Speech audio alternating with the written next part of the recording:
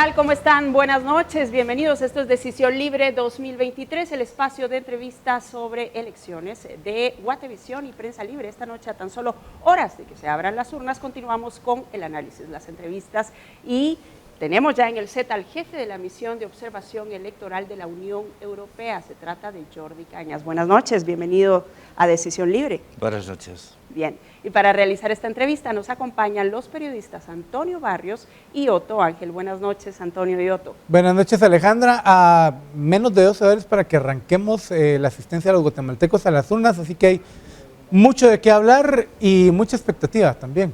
Así es, Alejandra, gracias por acompañarnos esta noche y gracias también a nuestros invitados. Vamos a empezar ya con el análisis y, por supuesto, cualquier actualización que haya que hacer también la puede seguir a través de Guatevisión y de las páginas web de Prensa Libre y de guatevisión.com. Así es, ya lo decíamos, Jordi Cañas es jefe de la misión de observación de la Unión Europea. Y bueno, la primera pregunta sería, ¿cuál es el objetivo y alcance de esta misión en el país? Buenas noches. Buenas noches. Bueno, el objetivo es hacer un estudio y un análisis pormenorizado del contexto político, económico y social donde se desarrolla el proceso electoral, donde a su vez se desarrolla el día de las elecciones del día de mañana, ¿no? Es decir, la idea es hacer una evaluación del proceso electoral respecto a los compromisos internacionales que tiene adquirida la República de Guatemala y respecto a su propia legalidad electoral. Con eso lo que hacemos es un análisis global y después presentamos un informe con recomendaciones para mejorar y perfeccionar, digamos, este proceso electoral. ¿Y cuál es la primera lectura que hacen de esta elección en medio de mucha bulla por la forma como se llevó el proceso? Pero no quiero preguntar en cosas específicas. ¿Qué primera aproximación tienen del contexto guatemalteco? Bueno, la misión de observación electoral hace lo que su propio nombre indica, observar. No dice la misión de opinadores electorales, ni la misión de analistas electorales. Lo que hace es una misión de observación. Y lo que hacemos es observar. Llevamos aquí en Guatemala desde el 11 de mayo desplazado un equipo técnico de 9 personas. Después, hace un mes, desplazamos los observadores de largo plazo y este domingo desplazamos otro equipo de observadores de corto plazo. Lo que hacemos es observar. Hacemos un análisis con los expertos del proceso electoral, nos repartimos por todo el territorio. Ahora mismo estamos en 22 departamentos y en la ciudad de Guatemala, analizando todo lo que pasa en el contexto electoral. Lo observamos. ¿Opinamos durante el proceso? No. ¿Por qué? Porque uno de los principios de la observación electoral es la no injerencia. Es un tema que yo he intentado destacar, recalcar, señalar. Nosotros no venimos aquí a introducirnos o a formar parte del debate político. Nosotros venimos aquí, porque nos invitan. Nosotros, la misión de observación electoral viene a Guatemala porque recibió una invitación del Tribunal Supremo Electoral para observar este proceso electoral. Nosotros no venimos aquí, no somos jueces, no somos policías, no venimos a cuestionar la soberanía de Guatemala, ni las decisiones de sus ciudadanos, ni de sus políticos, ni de sus responsables. Venimos aquí a analizar un proceso electoral con el objetivo de perfeccionar la democracia, con el objetivo de poner a disposición de los guatemaltecos el mejor instrumento democrático para poder decidir en libertad sobre su futuro. La no injerencia es clave y para no inferir y no interferir en un proceso electoral, uno no puede opinar durante el proceso electoral. Yo siempre digo, nosotros observamos y tomamos muy buena nota. Tenemos opinión, por supuesto, pero ¿cuándo la expresaremos? Cuando haya pasado el periodo electoral, es decir, las elecciones son mañana y nosotros presentamos un informe preliminar el martes 27 a las 9 de la mañana en rueda de prensa que la hará que tienen aquí entrevistando, donde sí que haremos un análisis, donde valoraremos no solo el día de las elecciones, sino el contexto político en el que se desarrolla el proceso electoral que concluye con el día de las elecciones en primera instancia. Porque si así lo deciden los ciudadanos, el próximo 20 de agosto habrá una segunda vuelta en las elecciones presidenciales. Y más allá de la invitación, ¿por qué la Unión Europea decide aceptarla y enviar una delegación tan grande? Y hago dos preguntas de una vez. ¿Nos da algunos detalles sobre la delegación, sí, a dónde se despliegan, etcétera? ¿Qué por qué? Por compromiso con Guatemala. Mire, la Unión Europea tiene, las misiones de observación electoral son un instrumento que la Unión Europea pone al servicio de los países democráticos para perfeccionar su modelo democrático si así lo solicitan. Tenemos una experiencia de más de 20 años, de centenares de procesos electorales que se observan bajo unos parámetros de rigor técnico, metodológico, de profesionalidad, de independencia, de imparcialidad y de no injerencia. Son los principios. ¿Por qué la Unión Europea, al revés, la Unión Europea recibe decenas de solicitudes para enviar misiones de observación? ¿Por qué he decidido Guatemala? Mire, la Unión Europea no puede atender todas las peticiones porque el coste que tienen estas misiones de observación es muy elevado. Yo siempre digo, esto no le cuesta un quetzal a los guatemaltecos. Esto lo pagan los impuestos de los ciudadanos europeos porque la Unión Europea ha decidido transmitir un mensaje claro a Guatemala. Nos han pedido ustedes que vengamos aquí a acompañarles en el proceso electoral para intentar determinar aquellos elementos que puedan ser susceptibles de mejora. Y decidimos venir a Guatemala porque estamos en un contexto donde lo que pasa en Guatemala importa mucho a la Unión Europea desde el máximo respeto a su soberanía y desde el máximo respeto a las decisiones que adopten los ciudadanos de Guatemala. Pero es cierto, podíamos haber ido a otras elecciones, a otros procesos electorales, y la Unión Europea ha decidido venir a Guatemala porque considera que este es un buen momento para, juntos, de la mano, con el conjunto de instituciones, pero sobre todo orientado al pueblo de Guatemala, intentar contribuir a un futuro mejor para este país. Con una delegación grande, entiendo que son sí, 120, enorme. ¿verdad? Muchísimo. Es probablemente la delegación, digamos extranjera o la delegación más importante. Al final, mire, mañana vamos a tener desplegadas más de 120 personas en todo el país. No venimos solo a la capital, llevamos más de un mes desplegados en todo el país, con observadores de larga estancia que han estado informando y analizando el proceso electoral en todos los sitios, desde las cabeceras de los departamentos a los municipios, a las aldeas. Tenemos información y hemos monitorizado todo el país. Usted sabe que muchas veces parece que la política solo se circunscribe a lo que pasa en la capital, ¿no? Y es importante lo que pasa en la capital, pero en un país tan plural, tan diverso como Guatemala, con tantas especificidades en su territorio, en su sociedad, requiere que para poder analizar correctamente el proceso electoral estemos en cada uno de los departamentos, en las ciudades importantes, en los pueblos, pero también en las aldeas. Y sobre todo le voy a decir una cosa. A nosotros nos importa hablar con los políticos, o por supuesto, a los candidatos, con la administración electoral, con la sociedad civil, con los académicos, pero nos importa mucho también hablar con los ciudadanos, que nos expliquen cómo lo ven, cómo lo sienten, cómo lo viven, qué les preocupa, cómo les gustaría que cambiase, qué les molesta o qué ven bien. Porque hay que hablar con los ciudadanos. ¿Qué les dicen los ciudadanos? Muchas cosas. Por ejemplo. Mira, le voy a decir una importante, que nos dicen gracias por venir. Porque el guatemalteco es muy amable y muy agradecido, pero digamos cosas que, sin que signifique una opinión, pero ¿sabe lo que le pasa? dicen? ¿Sabe lo que pasa? Sí, es agradecido, pero tampoco hay mucha necesidad, ¿no? Claro. No, si uno le pregunta, hola, ¿qué tal? Bien. Pero cuando te dicen, nos alegramos de que estén aquí, es porque creen que es importante una supervisión, un acompañamiento al proceso electoral. Es decir, yo creo que yo he estado en muchas, no es la primera misión de observación electoral en la cual participo, y hay países en los cuales no te agradecen que vayas, no es que pero no te lo dicen. Si les preguntas, ¿a usted les parece bien que estemos aquí? Ah, sí, nos parece bien. Pero no te vienen y dicen, oye, les agradezco verles, gracias por estar aquí, gracias por venir a esta aldea pequeña, gracias por preguntarme. Y a propósito de eso, en el tiempo que llevan aquí, ¿han recibido algún planteamiento oficial de oposición contra la misión en general o contra alguno de sus miembros? Bueno, pero eso está dentro eso forma parte de un poco del trabajo. Porque hay ¿no? comentarios en redes sociales, pero digamos de manera oficial se ha hecho. No, mire, yo tengo que decirle que de manera oficial la verdad es que no hemos tenido ningún impedimento de sobre nuestro trabajo. ¿Y qué pasa cuando eso sucede? Pues que uno se ocupa, se preocupa y sigue trabajando. ¿Y cómo lograr que un informe sea lo suficientemente objetivo? Es decir, usted nos explica que tratan de incluir a todos los representantes de la sociedad, a los ciudadanos, para poder tener su visión del país y conocer qué es lo que sienten de lo que está pasando, pero ¿cómo lograr para que ese informe finalmente sea lo objetivo que se necesita para plantear recomendaciones? Mire, primero teniendo un equipo técnico, profesional, independiente y no político.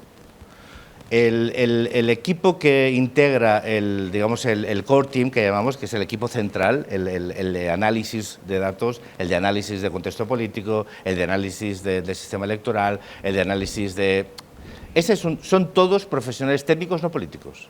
Son expertos en áreas que llevan una trayectoria dilatada de años o decenas de años, con una metodología muy concreta y perfectamente contrastada y analizable a su vez. Es decir, esto no es una cuestión de opiniones, nosotros analizamos cuáles son los compromisos internacionales que, en este caso, la República de Guatemala tiene suscritos en temas electorales y cómo es su modelo electoral, y a partir del cual, si realmente el proceso electoral se ha desarrollado conforme a esas obligaciones. Las internacionales, porque así ha decidido suscribirse la República de Guatemala, y las locales y las nacionales en función de su propia legislación.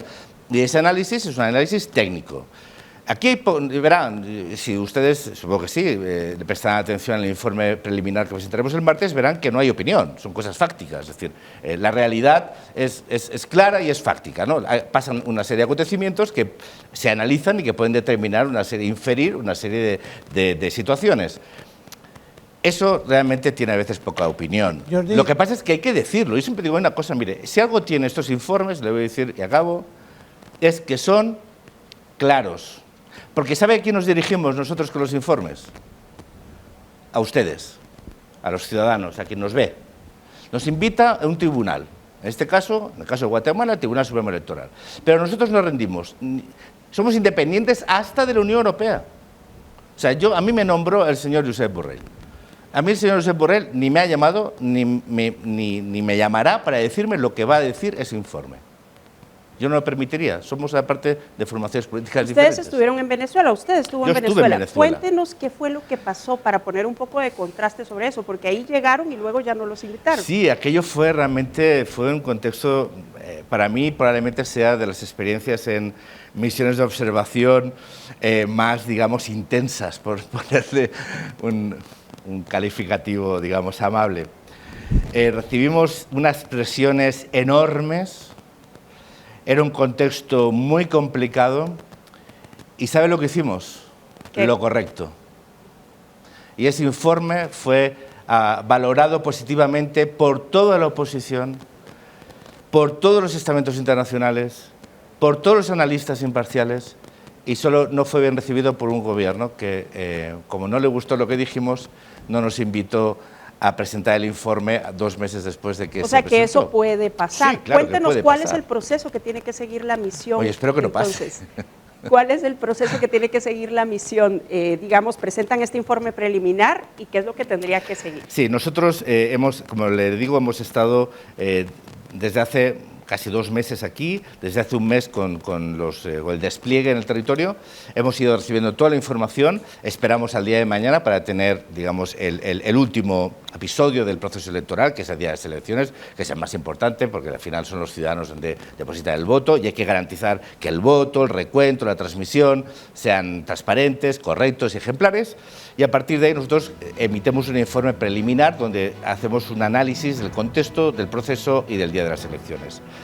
Después, 2 meses después, bueno, en este caso no, en este caso vendremos, si hay segunda vuelta, el 20 de agosto, volveremos a analizar el proceso y 2 meses después presentaremos el informe definitivo en el cual estableceremos además recomendaciones específicas para que los legisladores o el pueblo de Guatemala decida, si así lo consideran, incorporarlas en su ley electoral o en su sistema institucional. Bien, tenemos que hacer una pausa y cuando regresemos entonces tendremos las conclusiones con nuestro invitado de esta noche, Jordi Cañas, jefe de la misión de observación electoral de la Unión Europea. Ya volvemos.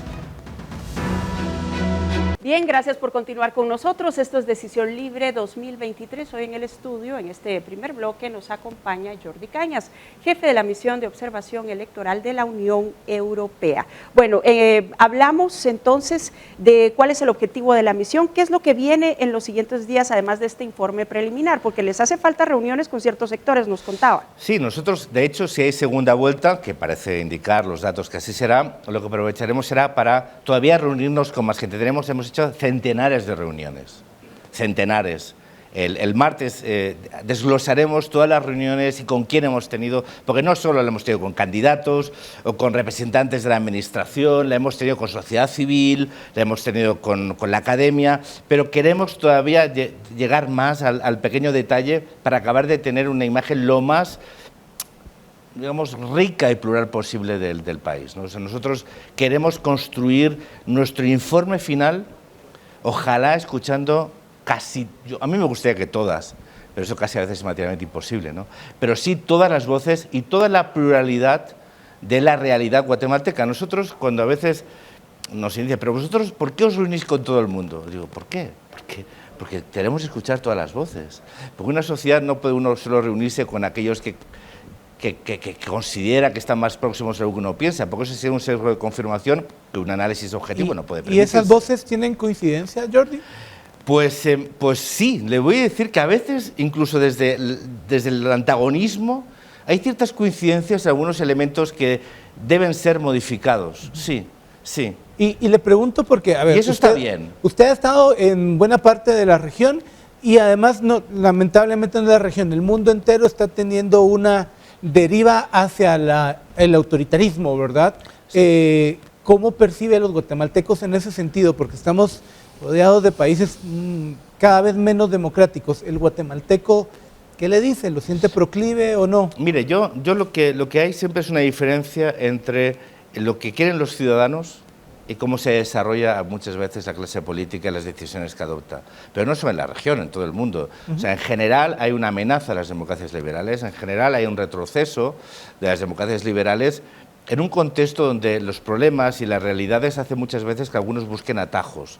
Las democracias liberales necesitan debate, necesitan acuerdos, requieren de liderazgos políticos que respeten el compromiso y los valores de la democracia. La democracia, mire, la democracia no solo son procedimientos, ni leyes, son valores personales de compromiso con la política, de compromiso con el país y con el futuro de sus ciudadanos. Muchas veces queremos poner todas las leyes posibles para evitar o para intentar condicionar comportamientos. Mire, no hay democracia que aguante una clase política que no esté a la altura de los valores que dice reproducir. ¿Y hay un deterioro de la democracia en la región? En todo el mundo. No, en todo el mundo. Y en el caso guatemalteco, esos valores... ningún país puede a día de hoy decir que está ajeno a esas amenazas. Y en el caso guatemalteco, ¿esos valores se están fortaleciendo, se están difuminando de lo que comienza a ver en esos puntos El martes comunes? se lo diré. Yo solo quiero que ahondemos en un detalle. Estamos el día antes de las elecciones. ¿Cómo quiera que rompa mi pacto de silencio el día Yo antes? preguntaba por voces comunes. Ya, pero usted es periodista y tiene que preguntar. Y yo tengo la obligación de mantenerme fiel a mi mandato de no decir aquello que no debo antes de tiempo, que es importante. Solo ahondar brevemente, porque ya se está consumiendo el tiempo. La importancia de ir al área rural, ¿por qué la destaco? Porque creo que van a muchas partes del área rural, pero además, ¿qué reporte preliminar tiene en el sentido del ánimo que hay horas antes? Mire, el área rural, a mí no me gusta, personalmente le digo, a mí diferenciar el país entre rural y urbano. Mire, el país son sus ciudadanos y cada uno tiene unas expectativas y unas necesidades que son diferentes. El ámbito rural tiene unas necesidades específicas que requiere de políticas específicas. Y por eso a veces cuando analizamos las elecciones, a veces se dice, no, es que la gente está más apegada al debate político en lo local. ¿Por qué? Porque tiene necesidades, que necesitan respuesta clara. Entonces, yo lo que sí que he visto es una cosa, lo mismo, es voluntad de cambio, o sea, voluntad de que las cosas mejoren. Eso es, pero en todos los países, la gente necesita, todos necesitamos que las elecciones sean un momento en el cual uno pueda decidir cómo quiere su futuro, ¿no? Eso es muy importante. Entonces, no hay una diferencia. Lo que sí que es cierto es que yo, visitando todo el país, primero me he dado cuenta de la riqueza, de la pluralidad, del orgullo que significa que esta misión esté en Guatemala y sobre todo el recibir los mismos mensajes de que es necesario que estas elecciones pueden ser decisivas para el futuro del país y que la mayoría de los ciudadanos están comprometidos con las elecciones, lo que significa un proceso electoral. Es decir, con la democracia. Y eso no hay diferencia entre lo rural y lo urbano. Todo el mundo entiende la importancia de las elecciones y todo el mundo entiende que es importante para el futuro del país. ¿Y están esperanzados los ciudadanos? Los ciudadanos, yo creo que los ciudadanos a veces dicen una cosa, yo creo que ¿quién renuncia a la esperanza? Realmente, en el fondo, aunque a veces uno diga, no, yo no me creo nada, todo sí va a seguir igual, pero en el fondo, todo el mundo, pero cuando, repito, los guatemaltecos sintonizan con las preocupaciones de la mayoría de las personas en este mundo. Tal vez la pregunta viene también porque, según la última encuesta, pues más del 70% de la población guatemalteca está preocupada por este proceso electoral, no confía en el proceso electoral. Bueno, pero la confianza y la esperanza a veces son cosas diferentes. Por supuesto, pero hay desconfianza. Yo estoy convencido que detrás de cada guatemalteco hay una voluntad y una esperanza de que puede cambiar las cosas en el futuro a mejor, porque es lo que nos anima a seguir. Cada día, cada guatemalteco que se levanta por la mañana, lo que espera es vivir ese día, sobrevivir ese día, seguir adelante, intentar lo mejor para su familia. Eso, la esperanza, todo el mundo tiene esperanza, solo hay que ser capaz de sintonizar con ella.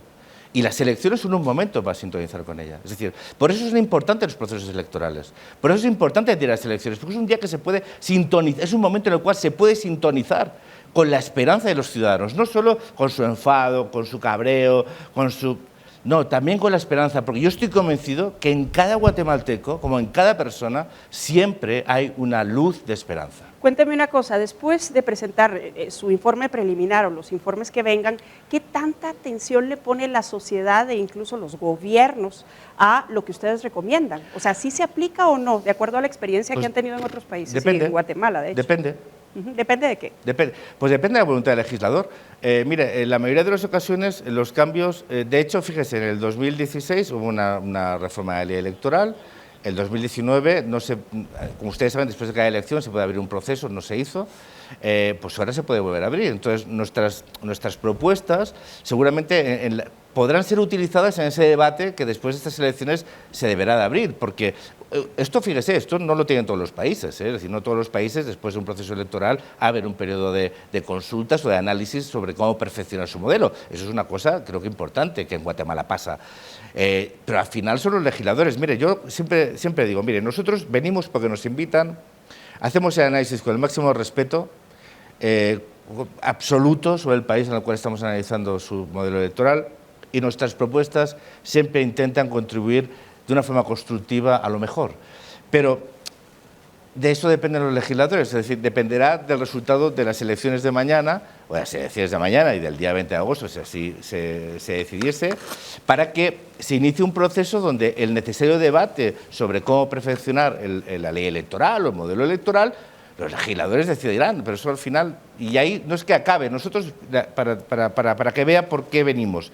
O sea, nosotros generalmente hacemos recomendaciones, a los 2 años hacemos un seguimiento a ver si se han implementado, a lo mejor podemos venir otra vez, si se nos vuelven a llamar a los 4 años para volver, pero si a la segunda vez vemos que no nos hacen caso, esto vale mucho dinero, hay muchos países que esperan que vayamos y que sí que a lo mejor implementan las recomendaciones, y por lo tanto nosotros lo que no vamos a hacer es desaprovechar la oportunidad de unos recursos que pueden ser utilizados constructivamente si hay un país que decide soberanamente no hacerlo. Porque, repito, aquí la última palabra de todo la tienen los representantes de Guatemala y la sociedad guatemalteca. Nosotros, una vez demos nuestras recomendaciones, a partir de ahí, oiga, lo que el país decida soberanamente, legítimamente, nosotros no vamos a cuestionar las decisiones que se adopten, pero también es cierto que si no se adoptan y nosotros consideramos que forma parte de esos compromisos internacionales y fruto de la propia situación electoral del país, y vemos que no hay una voluntad de incorporarlas, nos aprovechan pues de otra manera. No pasa nada y nos iremos a Bueno, otro sitio. tenemos que despedirnos. Muchas gracias por habernos acompañado en Decisión Libre 2023. Con una palabra, ¿qué le diría a los ciudadanos para el día de mañana? Una oración. Ostras, es que no, en teoría no se me permite decir a nadie que vaya a votar, pero yo creo que las elecciones son el día más importante en el cual un ciudadano ejerce. ¿Sabe lo que significaba político en griego? Se llamaba politikos, que era ciudadano. el ciudadano el día de las elecciones decide sobre su futuro. Y yo creo y espero que los guatemaltecos decidan mañana sobre su futuro en libertad, en paz, y que mañana podamos decir que ha habido un día tranquilo, en calma, que se vote en libertad y que los ciudadanos decidan sobre su futuro libremente. Bien, Gracias. pues muchas gracias por habernos acompañado esta noche en Decisión Libre. Jordi Cañas, jefe de la misión de observación de la Unión Europea. Vamos a la pausa y ya volvemos con más invitados. Bien, gracias por continuar con nosotros. Esto es Decisión Libre 2023 y en este bloque tenemos a dos invitados representantes de diferentes sectores. Se trata de Ignacio Lejárraga, él es presidente de CACIF, y también Roberto Moreno, rector de la Universidad del Valle de Guatemala. Ambos, buenas noches, gracias por acompañarnos en el programa a pocas horas de que abran las urnas. Y precisamente la primera pregunta tiene que ver con eso. ¿Qué expectativa hay sobre este día de elecciones, doctor Moreno? Buenas noches. Muchas gracias por recibirnos. Es muy importante el día de mañana para recuperar la confianza en la democracia y en las elecciones, y esperamos todos para fortalecer el Estado de Derecho. Recién pregunté a los estudiantes de la universidad qué pensaban al respecto, y su llamado es doble. En primer lugar, un llamado a votar, y el segundo, a informarse debidamente. Usted utilizó una palabra interesante, recuperar. ¿Eso significa que está perdida, según usted? Bueno, todos los estudios demuestran que no tenemos la misma confianza en los procesos democráticos en el país y en la región, y esperamos que este ayude a abonar a construirla de nuevo. Licenciado Lejárraga, desde su perspectiva. Pues nosotros esperamos que mañana sea una fiesta realmente en Guatemala, una fiesta en paz, en la cual logremos que los guatemaltecos escojan a sus mandatarios para los próximos 4 años. Yo quería preguntar, a ver, miren, una de las conversaciones que nos topamos mucho en la última semana, creo que con mucha más frecuencia que en elecciones pasadas, era la familia, la gente, las personas con las que uno trabaja. En la mesa la pregunta era ¿por quién voto? No les voy a pedir que nos digan por quién van a votar, pero sí que hagamos una reflexión para que quienes nos estén viendo puedan aterrizar de mejor manera su reflexión para saber por quién votar. Licenciado Lejárraga. Yo considero que en esta época donde existe mucho más información de la que había antes, existe la posibilidad de enterarse de qué son las cosas buenas, las cosas a mejorar que puede tener cualquiera de los candidatos. Desde ese punto de vista yo sí creo que es importante que las personas tienen todavía tiempo para poderse informar y ver por quién pueden votar en ese sentido. La segunda es, no podemos decir por quién vamos a votar, nunca lo hemos hecho, no es nuestra función en ese sentido, pero creo que es importante encontrar esos equilibrios que debe de haber en los diferentes poderes en el país. Eso es un tema que a mi criterio va a ser muy importante para que podamos caminar bien. Pareciera que vamos a estar por esa línea. Yo creería que al final es lo que le dicta el corazón a uno en la línea de lo que uno tiene como pensamientos para el país. Doctor Moreno. Sí, yo creo que informarse es indispensable, buscar más de una fuente de información, ver un poco la trayectoria de los candidatos y los equipos que los rodean, ver las propuestas que han hecho y ver efectivamente si eso congenia con el pensamiento de cada uno de nosotros. Y hablando, después de que los guatemaltecos decían, ¿cuál creen, tanto desde la academia como desde el sector privado, que debe ser el principal reto de las autoridades nuevas? Pero se lo pongo en 3 escenarios, desde la autoridad local, que se elige mañana, los alcaldes, desde el Congreso y desde la presidencia. ¿Cuál es, rector Moreno, si quiere, nos contesta primero? Bueno, yo creo que Guatemala vive un momento muy importante, un país joven, con una alta proporción de personas en edad productiva, y esa es una extraordinaria oportunidad para que esos jóvenes puedan desarrollarse y aportar al país.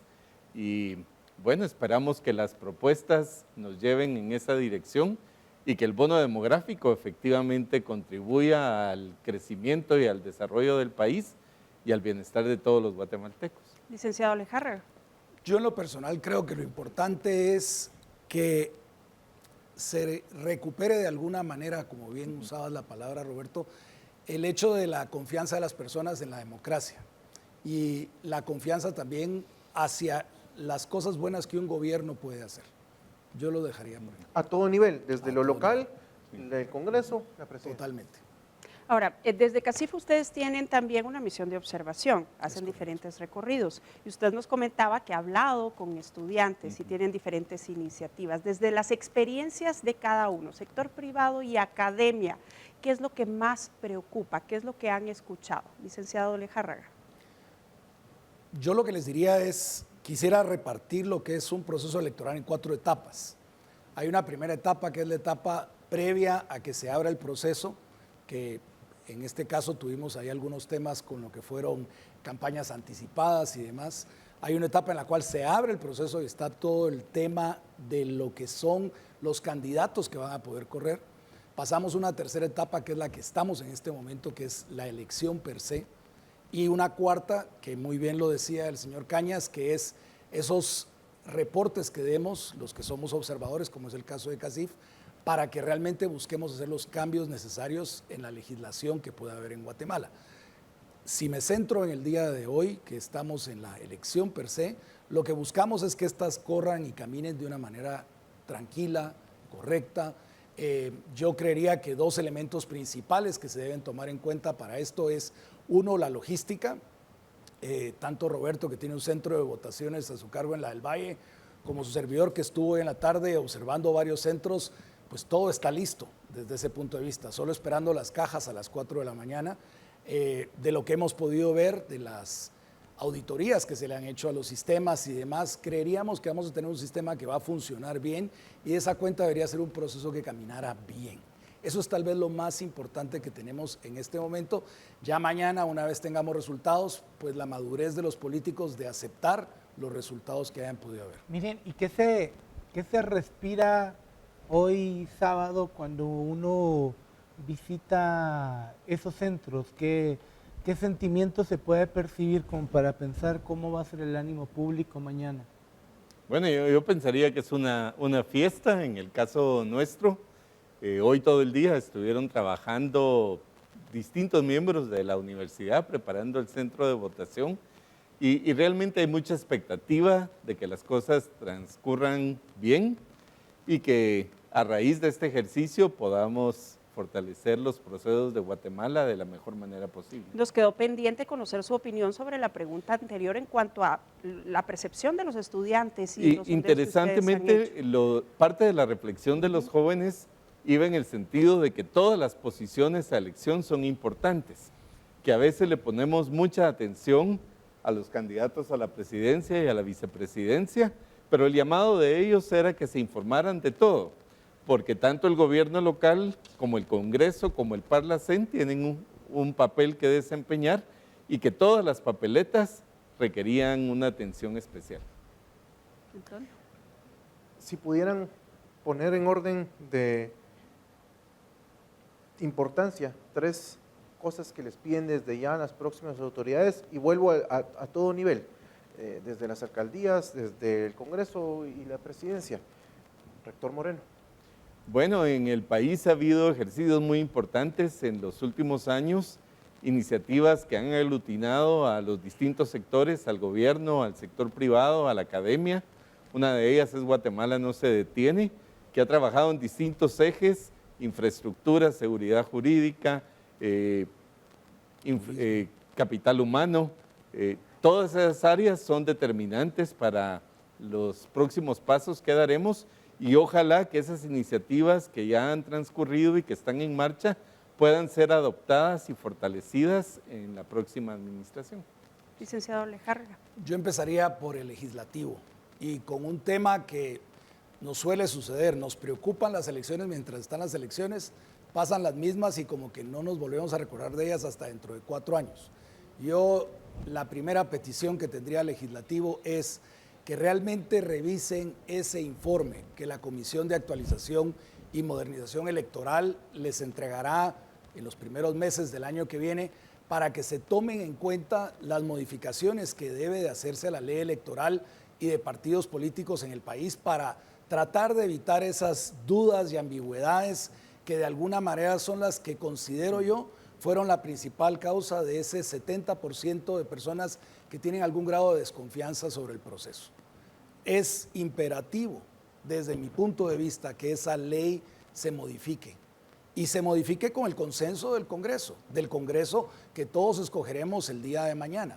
Para mí esa es la petición más importante. Coincido con Roberto, ya que estamos de la mano en cuanto a lo que es todos los programas de Guatemala no se detiene, que es importantísimo tener una continuidad de programas que hayan empezado con entidades como puede ser la Universidad del Valle, con entidades del gobierno para realmente fortalecer los puntos claves de Guatemala para que sea un país próspero de alguna manera.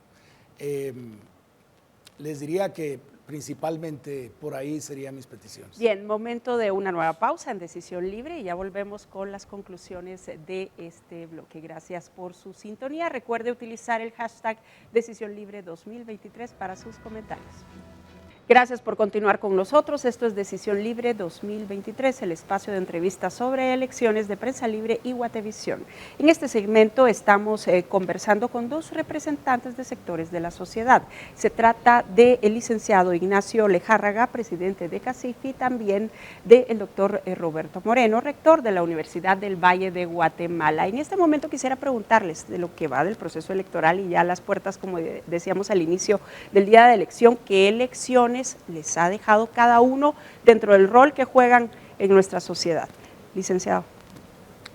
Yo arrancaría pensando en esta etapa específica de la elección, la importancia de la observación. Me dio mucho gusto escuchar al señor Cañas, que nos antecedió en las entrevistas, en términos del papel que el observador debe jugar y la importancia que hay. Yo creo que no hay conciencia, tal vez, que Guatemala tiene 19 misiones de observación al mismo tiempo. Yo creo que esto es muy bueno, habla de la apertura que hay para que este proceso sea un proceso que se pueda observar y de esa cuenta también se pueda saber si lo estamos haciendo bien o lo estamos haciendo mal. Yo por ahí empezaría. Doctor. Sí, la decisión es libre, pero la decisión es de cada persona. Es algo personal y por eso el llamado a votar y el entusiasmo que pueda generar la participación es algo que tenemos que rescatar. Al menos con los jóvenes yo he podido apreciar el interés y es importante hacer un llamado a todos a participar el día de mañana. El 42% de los empadronados tienen menos de 35 años de edad, así que los jóvenes tienen un peso muy importante en la decisión libre que podamos vivir y infórmense todavía hoy y mañana a las urnas. Por lo que nos dice, ¿habría alguna preocupación de alto nivel de abstencionismo mañana?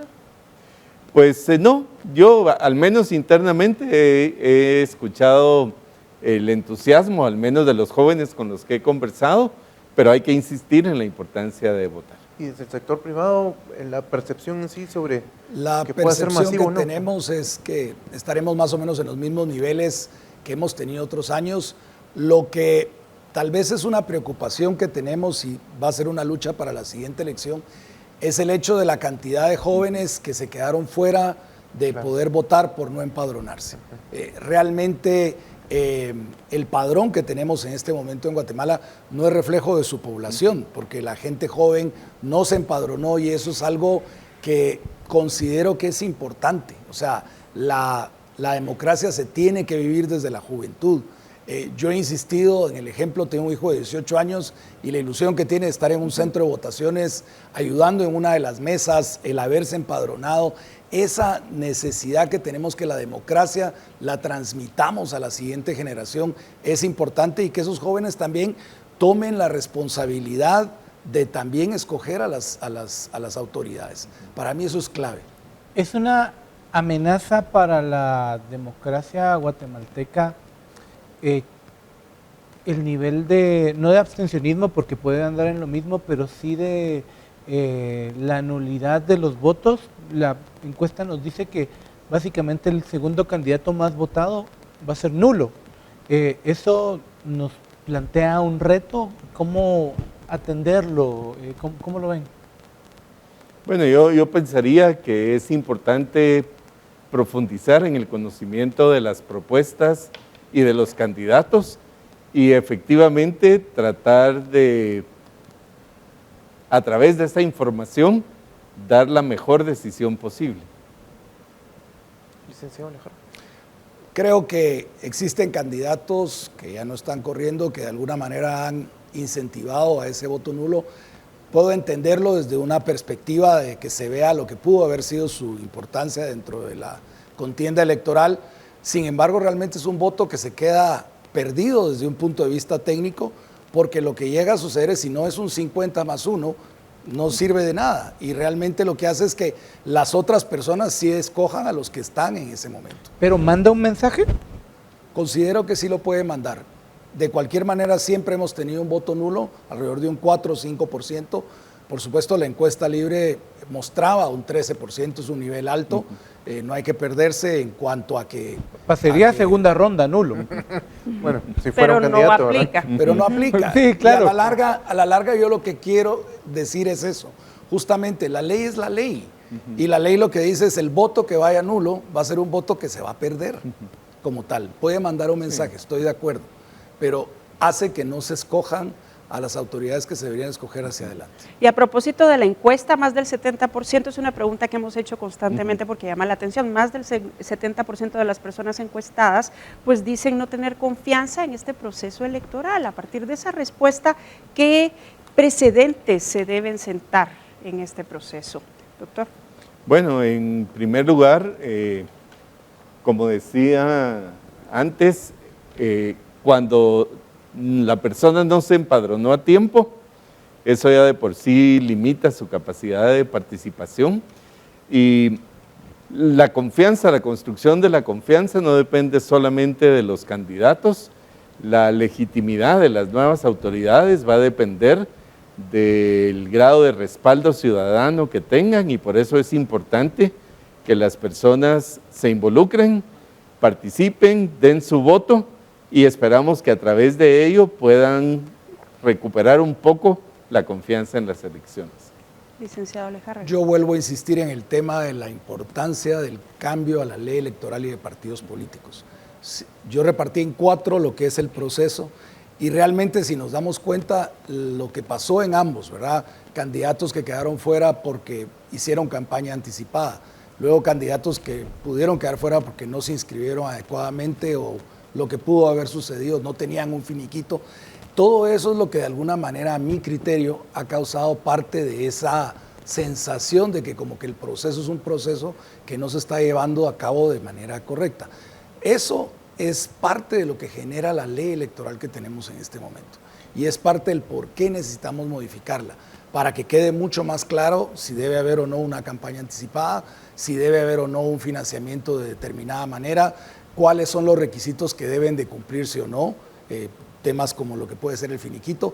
Esas son las cosas que necesitamos dejar claras, que no sean ambiguas, para que el siguiente Tribunal Supremo Electoral, que en principio será el mismo, tenga más herramientas para poder decir sí o no al tiempo correcto. Miren, por fuera del tema de la desconfianza, ese 70% en el proceso electoral, yo creo que una de las cosas más tristes que revela la encuesta libre de Prodatos para Guatevisión y Prensa Libre es ese dato que en lo que llevamos, en esta década que llevamos, el guatemalteco dejó de ser una persona optimista cuando hablaba de futuro, o alguien pesimista, ¿verdad? La proporción de cómo le va a ir después de esta elección hace 10 años era, no importa el gobierno que tenga, de todos modos creo que me va a ir bien. Ahora es, no importa el gobierno que venga, de todos modos me va a ir mal. ¿Cómo hacemos para que el 26 de junio, desde todos los sectores que componen este país, comencemos a construir algo distinto? Porque después los niveles de ánimo todavía pueden ser peores, lamentablemente. Rector. Sí, la percepción ciudadana en general en términos de cómo visualizan la democracia y el Estado de Derecho evidencian en la última década un deterioro que no podemos negar, pero es importante que todos juntos trabajemos para recuperarlo, porque si el sistema electoral y la democracia funcionan mejor, todos vamos a estar mejor. Así que es un trabajo que nos involucra a los ciudadanos, a los distintos sectores, a las instituciones y por supuesto a las autoridades electas. Licenciado Lejárraga. Yo lo que les diría es que esa sí va a ser en buena medida la función de las nuevas autoridades que escojamos, porque si vamos a la encuesta hay dos principales razones por las cuales las personas se sienten que no van a estar mejor.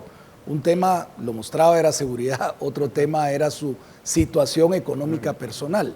Entonces, creo que las soluciones que encuentren las nuevas autoridades serán importantes para resolver los temas de seguridad y la parte económica también. Guatemala es un país con unos indicadores económicos bastante buenos, pero necesitamos que esas condiciones buenas en el mercado permeen aún más a todos los guatemaltecos, que es lo que considero en este momento puede estar haciendo falta. Pero va a depender mucho de los planes que cada uno de los candidatos tenga y que sobre todo los ejecute. Claro. Y los ejecute de la mano de un Congreso donde, si continuamos con los datos que nos arroja la encuesta, no va a haber una mayoría de nadie, va a tener que haber un consenso en el país, un pacto entre todos para que realmente podamos salir adelante como país. ¿Y el sector privado está dispuesto a ese pacto? Encantado de hacerlo. ¿Sí? A propósito de esa ruta que nos mencionan ambos y ambos han citado, el proyecto Guatemala no se detiene. Yo quisiera que ahondáramos un poco más en por qué es una ruta apolítica, si la puedo bien llamar así, y por qué puede ser una herramienta para encaminarnos hacia solucionar por lo menos de inicio esas dos situaciones que nos ha citado el licenciado Lejárraga y que nos ha expuesto también el rector Moreno. Si quiere usted primero, el licenciado Lejárraga. Pues, bueno, miren, son 5 ejes para mencionarlos y uno de los 5 ejes, Roberto tiene ahí sí que el honor de dirigirlo, que es el del desarrollo del factor humano como tal, que es importantísimo. Hay un eje de lo que son la atracción de nuevas inversiones al país. Hay otro que es un eje de infraestructura, tenemos uno de turismo y uno de certeza jurídica. Cada uno de esos ejes tiene proyectos muy específicos que lo que hizo la empresa consultora que nos ayudó a determinarlos es ver qué cosas se pueden hacer en Guatemala para que podamos caminar de una mejor manera. Para poner un ejemplo en certeza jurídica. En certeza jurídica hay soluciones tan simples como lo que se denomina el Estado digital. Y esto es básicamente que yo pueda renovar cierta licencia o pueda hacer cualquier trámite de una manera digital sin tener que ir a hacer una cola. La eficiencia que se logra de esa manera es importantísima. Yo el día de ayer pues pagué las placas de mi vehículo y pues fue un trámite que me tomó 15 minutos. O sea, lograr hacer eso con la mayoría de los trámites del país. Hay todo un programa de cómo hacerlo. Para poner un ejemplo, claro, en uno de los ejes, pero dejo más a Roberto quizás, que está a cargo de uno de ellos. Doctor. Sí, en el caso de capital humano es un esfuerzo muy importante que se está haciendo para generar empleos que tanto se necesitan en el país y asegurar la empleabilidad de las personas que sean capacitadas. Y estamos trabajando inicialmente en 3 áreas muy importantes en el aprendizaje del inglés para algunos de los servicios que hay en distintos sectores, el aprendizaje de competencias de programación y de computación y las competencias gerenciales. Y estamos seguros que si logramos que haya un suficiente número de personas con la debida preparación y que se tiendan puestos para su empleabilidad y o emprendimiento, eso va a permitir generar oportunidades que redunden no solo en el crecimiento económico, sino en el bienestar de las personas y de sus familias. ¿Y cómo llamarían ambos a que, a todo nivel, insisto, las autoridades que queden electas a partir de lo que decíamos mañana, pues tomen esta herramienta que yo, insisto, la veo tan valiosa porque esa política, ¿verdad? Está hecha, no es para un gobierno, sino que es una guía. Trasciende. Sí. ¿Cuál es el llamado a esas autoridades y qué expectativa tienen? Porque pues no todos pensarán igual, ¿verdad? Bueno, yo pensaría que es importante que se informen de todas las iniciativas que están en marcha. El país tiene un rezago importante en distintos campos y no podemos partir de cero, borrón y cuenta nueva cada 4 años.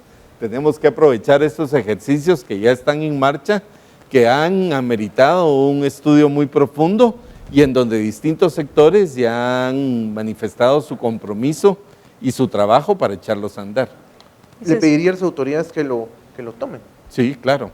¿Y usted, licenciado? Hemos hecho un esfuerzo dentro de todos los ejes que están en Guatemala No Se Detiene para que los candidatos que van para la contienda del día de mañana, la mayoría de ellos los han conocido y han entendido la importancia, y creo yo que hay una buena percepción que es algo, como tú dices, apolítico. No tiene que ver con este gobierno, no es el sello de este gobierno o el del otro, ni el sello tampoco del privado, que eso es importante, sino que es acuerdos que auténticamente deben permitir de que proyectos de desarrollo que toman más de 4 años puedan tener la continuidad necesaria para que el país pueda funcionar.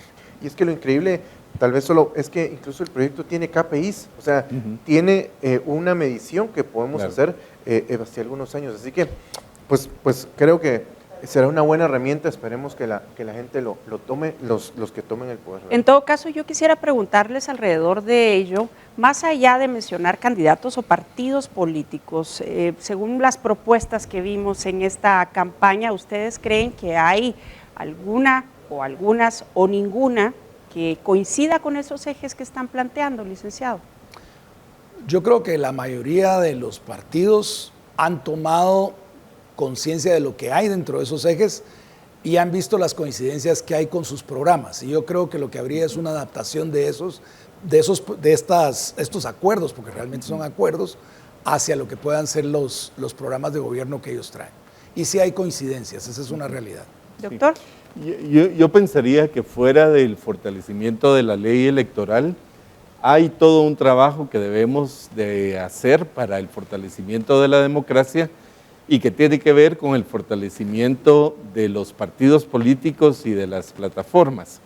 Y en ese sentido, el que haya oportunidades como las que brinda Guatemala No Se Detiene, ayuda a que los equipos técnicos que sean conformados en el sistema de partidos políticos puedan también irse preparando sobre un horizonte que esté mejor definido y que sea más aterrizado, y que eso ayude a que en esas transiciones no perdamos de vista aquellas iniciativas que vale la pena profundizar. Y ya que menciona eso, ¿son los partidos políticos que vemos en esta contienda electoral un reflejo de la sociedad que tenemos, licenciado?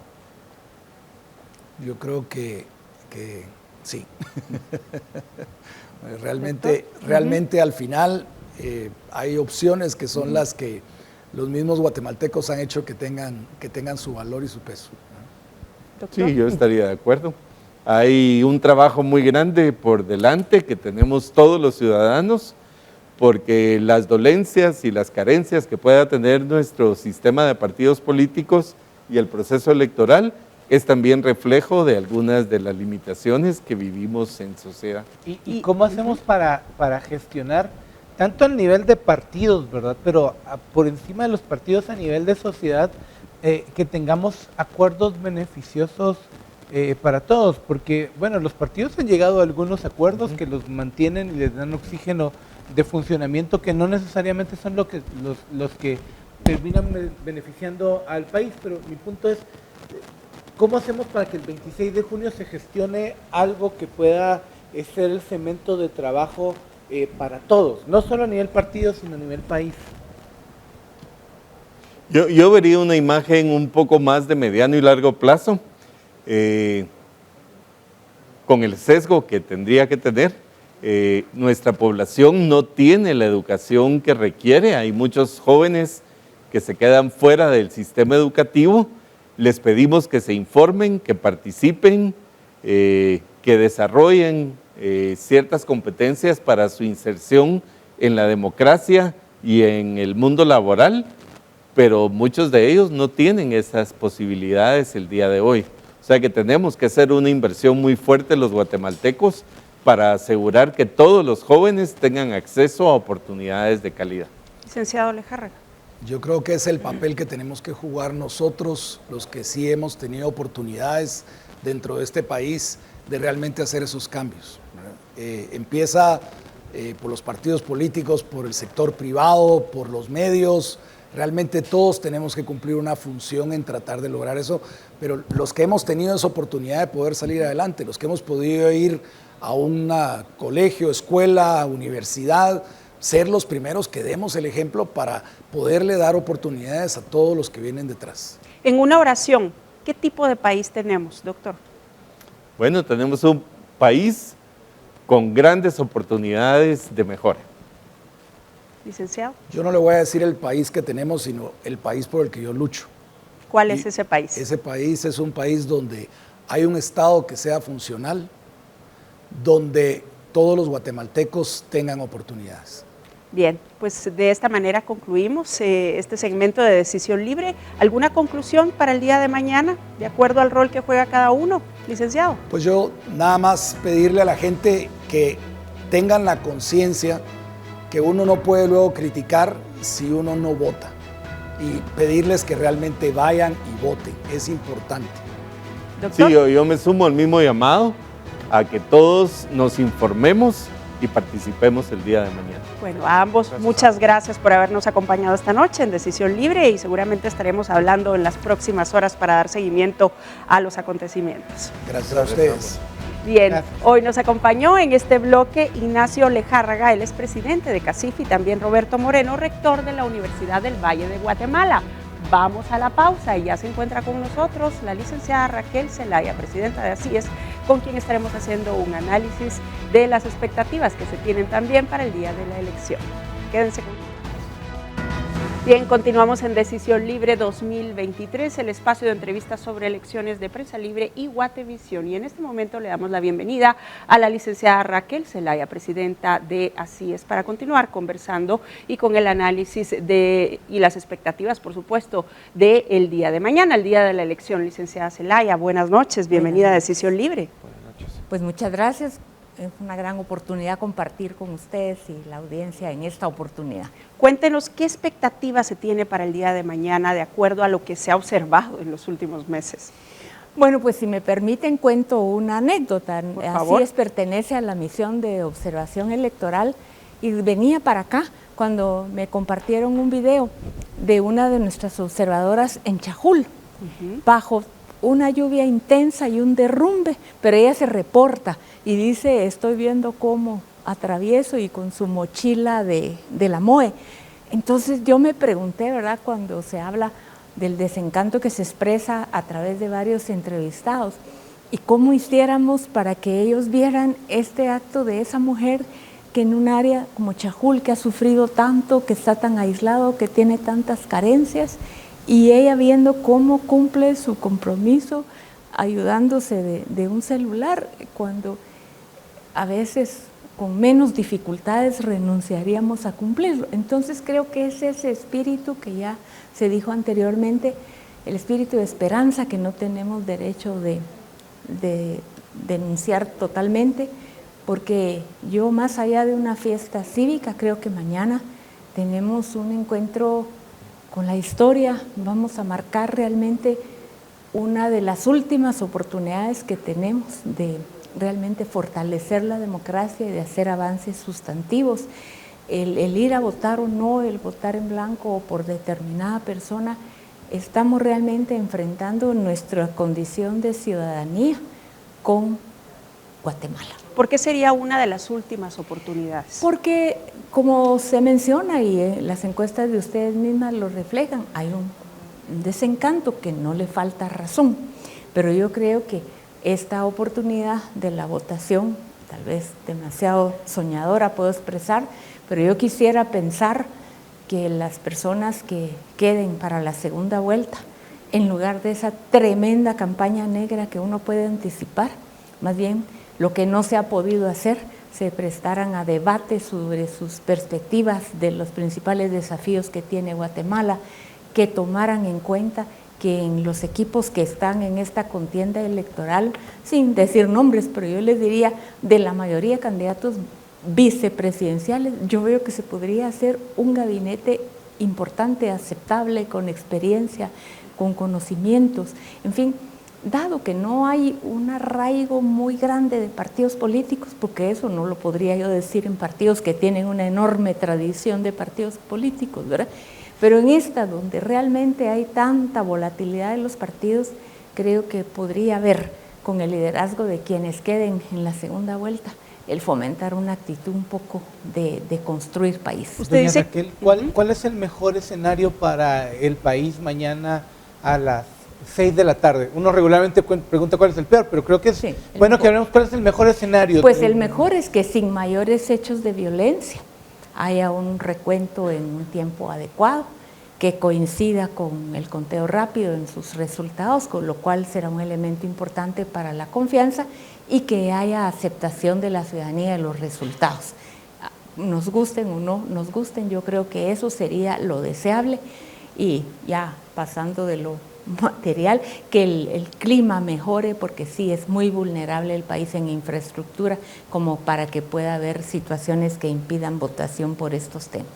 Licenciada Zelaya, desde su experiencia y tomando en cuenta que estuvo en el proceso de paz en el 96 y antes, que ha estado incluso involucrada en los últimos procesos de agitación política en el 2015 en el país, ¿cómo ve el devenir de la democracia en Guatemala? Es decir, usted de hecho ya era una protagonista del país cuando no teníamos una época democrática y llegar hasta ahora, ¿cómo ve ese devenir? ¿Hemos empeorado? Bueno, naturalmente me ha tocado vivir unos hitos muy importantes en la historia nacional, ¿verdad? Pero yo sí contrasto cuando me recuerda sus palabras. Por ejemplo, en una ocasión la insurgencia declaró, no hizo nada, le anticipo que no hubo nada muy problemático, pero declaró que los centros de votación eran objetivo militar. Entonces ir a votar, ahora suena ridículo, ¿verdad? Me tocaba un lugar en la Avenida Reforma, pero íbamos de un árbol para otro pensando que ya íbamos a ser aquellos mártires, ¿verdad? Entonces uno realmente, cuando se ha ganado el derecho a un voto libre, secreto, sí resiente uno que al no haber vivido esas experiencias, ¿verdad?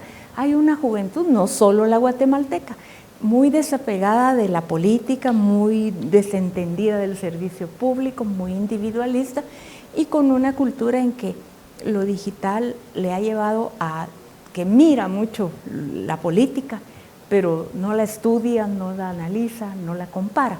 Entonces, obviamente yo sí creo que la capacidad que tenemos de organizarnos, de expresarnos y las facilidades para información son tremendamente positivas, pero es el ánimo con que uno las asuma, porque el problema es cómo hacemos para conectar en un país que 70% tiene menos que 30 años y si a ellos no les interesa, no les llama el tema que la votación sea un asunto crucial en su vida, cómo ese proceso de que las próximas autoridades que asuman, esperemos el 14 de enero, pues logren mandarles mensajes, actitudes de rescate, de respeto a lo público y a las instituciones. Doña Raquel, en ese marco hay una trivialización de la política que ya llevamos varios procesos, no somos el único país que lo está experimentando, pero sí hay una realidad, que es cada vez hay gente que se está informando con videos muy cortos, poco profundos, y que se está decantando por quien le ofrezca soluciones fáciles, soluciones rápidas, que no necesariamente son las que necesitan a largo plazo. Y no hablo exclusivamente del caso guatemalteco, la región entera se está decantando por eso. Vamos a vivir con eso, no sé, hasta que tengamos un apagón tecnológico de 10 años, no sé, ¿cómo lo ve, cómo lo prevé? Bueno, entiendo que, por ejemplo, Suecia está revisando su decisión de digitalizar totalmente la educación, hacerlo todo a distancia. Eso me da a mí un elemento que para nada estoy en contra de esos avances, pero el tema del formar comunidad, del formar instancias que nos hagan sentir que pertenecemos para algo más que nuestra inmediatez o el ámbito familiar, sino realmente qué ciudadanía podemos llegar a formar. Es un desafío muy grande porque, como usted muy bien lo dice, no es un asunto de Guatemala. Lo vemos internacionalmente, que figuras políticas con cierto desempeño tienen que cocinar, bailar, boxear, porque eso es lo que les puede llamar votos. Entonces dice mucho también de los electores, ¿verdad? Y eso margina al académico, margina al político experimentado, a quien tiene una visión de país más grande que el bailecito. Sí, pero mire, voy a decir algo muy atrevido, pero es que uno cuando vio a Bukele en Naciones Unidas con una cachucha al revés y tomándose un selfie, yo desde mi generación dije, pero qué falta de respeto, qué tremendo. Y yo estaba a la par de un doctor en comunicación y al contrario me dijo, no te imaginas la simpatía internacional y nacional que le va a generar. Bueno, pues entonces yo creo que tendría que venir alguien, no digo un Bukele en lo que él hace, en sus acciones como presidente, hago la salvedad, pero sí tiene que haber alguien que logre ese encanto hacia lo que él decide, que no son frivolidades. Está volviendo 40 municipios el país, está reduciendo sensiblemente el Congreso. Eso sí, no son decisiones frívolas, pero ha logrado ese manejo. Entonces yo no veo por qué no pueda surgir una posibilidad a través de que también hablamos mucho de presidente y vicepresidente, como dijo el rector Moreno, pero realmente es fundamental el Congreso, tiene más poder que el propio presidente. Aparentemente tenemos un sistema presidencialista, pero en el Congreso hay una percepción de que llega a representarse la geografía nacional, a que llega liderazgo joven, a que hay pues allí una posible semilla de esos cambios. Nada va a ser rápido ni nada va a ser para dentro de 2 años, pero yo creo que si se ve con profundidad lo que significa, que dije yo al inicio, lo que es enfrentar las elecciones de mañana, realmente puede hacer reflexionar con la reacción que tengan quienes resulten electos. Licenciada, ¿y cómo deberíamos de enviarle el mensaje a la población de que la democracia no está sobrevalorada? Y lo digo en base a lo que usted nos ha estado diciendo, incluso los datos que nos ha dado sobre la población joven, sobre el desencanto, pero ¿cómo mostrarle a la población, los actores políticos, claro, y los actores, los líderes sociales, que no está sobrevalorada cuando no la teníamos antes? Ajá. Es que yo pienso que lo concreto no es la expresión de enunciados, sino la juventud, por ejemplo, en algunos segmentos, 1 de 4 quieren migrar a Estados Unidos como única opción, ¿verdad? Entonces, ¿cómo hacer para que realmente en su política exterior la próxima administración sepa aprovechar esa enorme oportunidad que tenemos con las tensiones que hay entre China y Estados Unidos? Y somos un país cercanísimo al mercado más importante del mundo. Entonces, si hay esa actitud de política exterior, de poner los medios que significan infraestructura y seguridad, porque tampoco se van a trasladar acá las industrias si no aprovechamos eso. Creo que el tema ambiental que preocupa, porque eso veo yo que la juventud en medio de situaciones en las que no pone mucho concepto, en el tema ambiental lo pone. Y a la vez eso construye comunidad, eso hace nexos, eso es un tema amable donde yo creo que nadie está distanciado de lo que significa.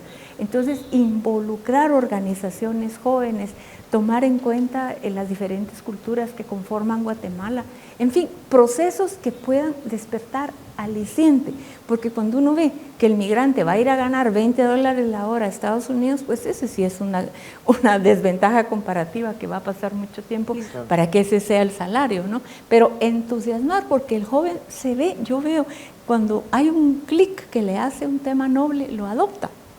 De acuerdo a su experiencia de años viendo de cerca la política del país, el desarrollo en diferentes sentidos, ¿qué lecciones deja este proceso electoral? Bueno, primero que ya se dijo, el Tribunal Supremo Electoral después de este proceso tiene que revisar, tiene que sentarse y ver qué es la propuesta que en la famosa Cámara, esa Comisión de Asuntos Electorales, debe formular. No se debe dejar pasar tanto tiempo, ¿verdad?, para que en el 4º año de gobierno estemos viendo si se cambia la ley o no. Ese debe ser un proceso que inicie de inmediato. Quizá no con una forma asambleísta de llamar a todo el que quiera estar, sino un poco un núcleo de personas con más experiencia que puedan elaborar una propuesta que se valide después más ampliamente.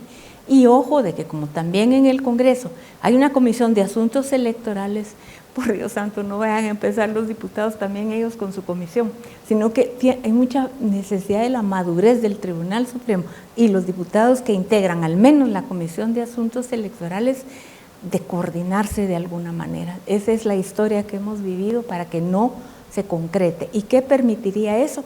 Pues yo creo que la flexibilidad que tenemos para la formación de un partido político verdaderamente... ¿Usted lo centraría entonces también en reformas a la ley electoral y de partidos políticos? ¿Agregaría otras más antes de ir a la pausa?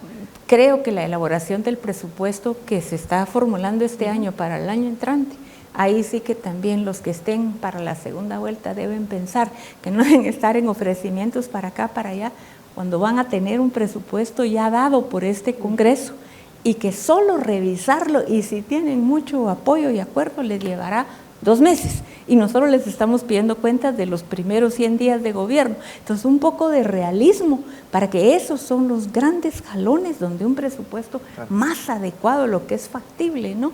Y el tema de la CAME, pues habrá muchas cosas más, pero son las que de momento se me ocurre como más inmediatas. Bien, pues vamos a ir a la pausa.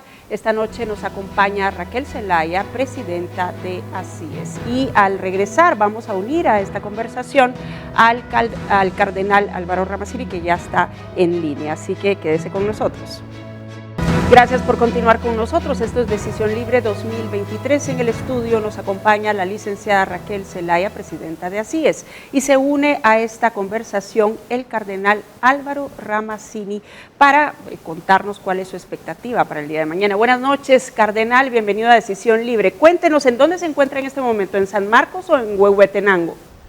Bueno, tuve que venir a San Marcos porque no se me olvidó cambiar mi DPI. Carnet de identidad, mi DPI, y entonces tuve que venir aquí para votar aquí el día de mañana. Lo pueden acusar de transhumancia. Pues es muy posible, pero esto siempre fue típico en la Biblia, ¿no? El pueblo de Israel fue siempre transhumante, entonces no hay problema. Cardenal, su expectativa para mañana, ¿cuál es el ambiente que percibe en donde está y en las comunidades que ustedes y que usted personalmente recorre mucho durante la semana?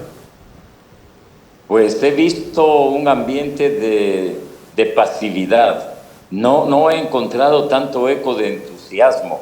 El día de anteayer y ayer estuve en San Juan Ixcoy y bueno, la gente está más en sus cosas, está más en el día a día y también eso lo he visto en Huehuetenango. En realidad en este periodo preelectoral no he visto demasiado movimiento. Me ha llamado la atención, no sé si ha habido muchas restricciones para la propaganda política, pero en comparación a otros años descubro menos entusiasmo. ¿No será que hay mucha gente más conectada a las redes sociales y los políticos optaron por eso y hay poca campaña de tierra? Bueno, es posible, es una buena explicación, solo habría que demostrarla. Y mañana lo veremos con la participación en las mesas electorales. Cardenal, usted la semana pasada hizo un pronunciamiento fuerte, dio su opinión sobre este proceso electoral. A pocas horas de que se abran las urnas, ¿agregaría algo más que le preocupa en este momento? Bueno, lo único que me preocuparía es que se cumpla lo que hemos estado diciendo, es decir, los rumores que hay, ¿no? Que yo siempre he dicho, no tenemos que llevarnos de rumores, pero a veces los rumores son indicios de realidades y últimamente ustedes seguramente tienen mucha más información que yo, pero todo esto de las declaraciones que aparecieron en el New York Times llama la atención pensar de dónde vino, por qué vino, cuáles son las intenciones y luego las informaciones de reuniones secretas. Bueno, todo esto no está ayudando realmente a crear un ambiente de confianza y de serenidad en el pueblo. Hablemos en el pueblo, ¿eh? ¿Y eso se percibe entre la población? Bueno, lo que yo he percibido en Huehuetenango es más apatía, como le comentaba, estuve ahí en la parroquia de San Juan Ixcoy, en el municipio de San Juan Ixcoy, y realmente sí, no veía tanto interés por la elección de diputados, no veía tanto interés por la elección de presidente y vicepresidente, más bien estaban interesados, un poco se notaba, quién sería el alcalde, porque eso sí hay que reconocerlo.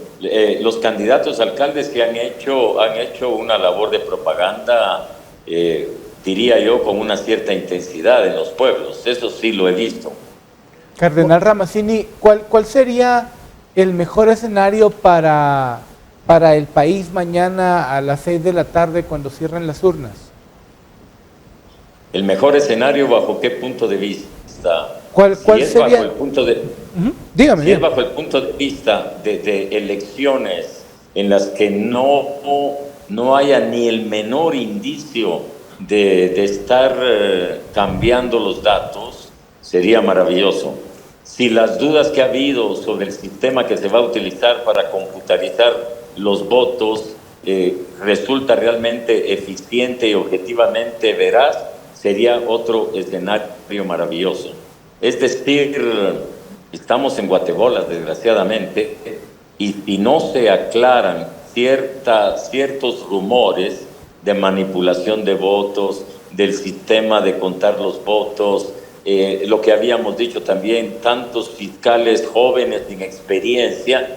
Todo eso tiene que ser aclarado, pero eso lo sabremos, sí, cuando se cierre el conteo de los votos. Monseñor, esta noche también nos acompaña en el estudio la licenciada Raquel Zelaya, y nos decía cuando empezó ella su intervención que es una oportunidad histórica y también la llamaba una de las últimas oportunidades que tiene este país para decidir y para transformarse. ¿Coincide con esa percepción de que sí es una oportunidad histórica mañana?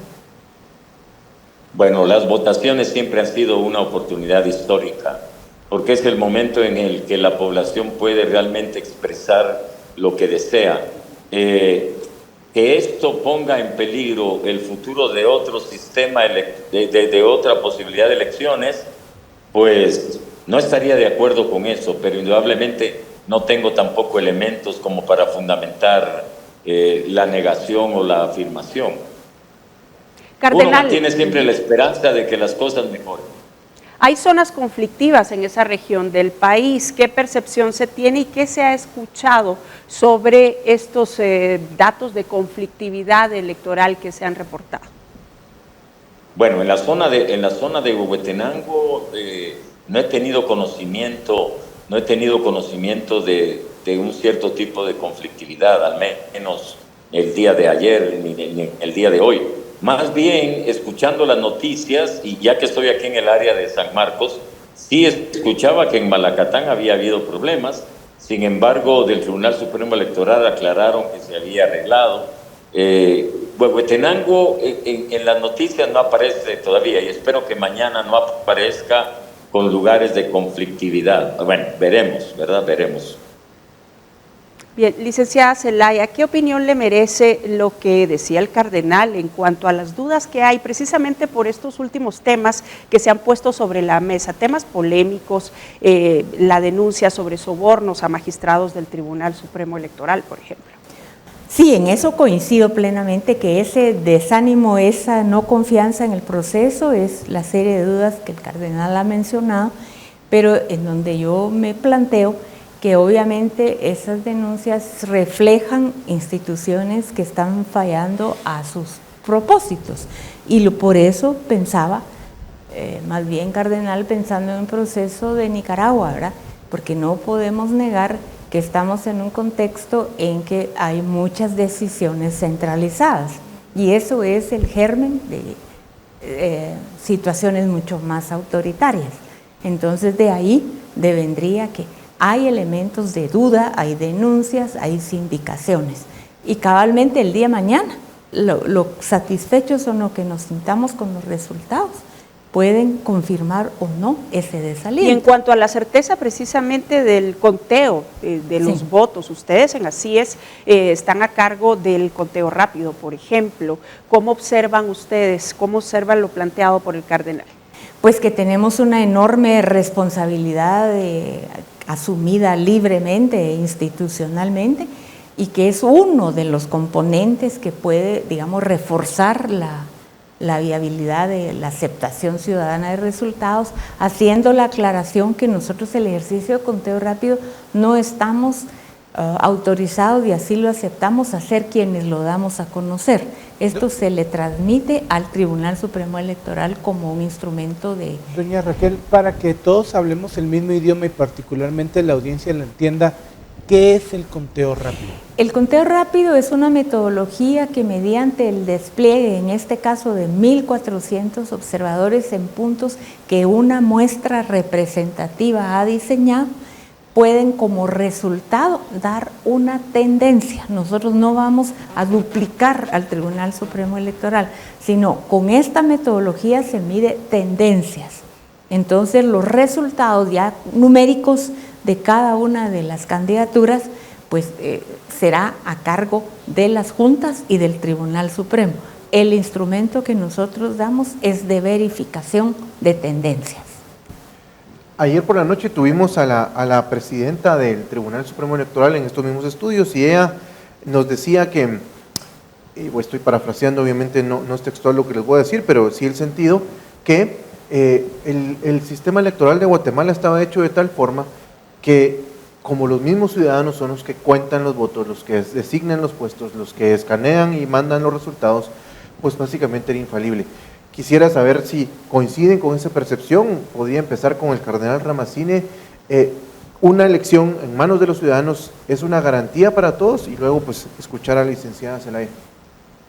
Bueno, yo en ese sentido diría de qué ciudadanía estamos hablando, porque de la experiencia que yo veo en el área rural, como lo decía antes, yo hacía la pregunta en San Juan Ixcoy, ¿cuántos de ustedes están empadronados? Y vi que había muchas mujeres que levantaron las manos diciendo que estaban empadronadas, pero a la hora de las votaciones, me puse yo a pensar, ¿cuáles serán los criterios con que este montón, era un buen número de mujeres indígenas que habían dicho sí, estamos empadronadas? Y en segundo lugar, creo que un trabajo fundamental del Tribunal Supremo Electoral será recobrar la confianza, puesto que ha habido tantas declaraciones desconfiando del Tribunal Supremo Electoral, que ahora para ellos será una tarea gigantesca demostrar que realmente están haciendo las cosas como deben de hacerse. Pero son las juntas, me refería un poco también a las juntas. Sí, efectivamente ahí hay un ejercicio ciudadano ejemplar, porque los que integran las juntas electorales son ciudadanos no inscritos en ningún partido y designados por una pirámide, ¿verdad?, que va desde los designados a nivel departamental.